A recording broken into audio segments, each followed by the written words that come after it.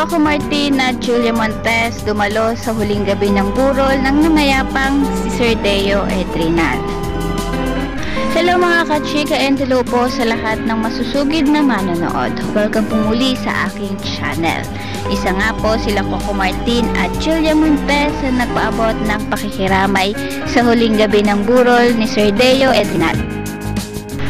Full force ang mga kapamilya stars upang magbigay ng tribute sa last day nga po ng burol ng namayapang head ng Dreamscape Entertainment. Para siya mahirapan kung paano niya gagawin yung mga eksena, kung paano niya iipitin yung budget.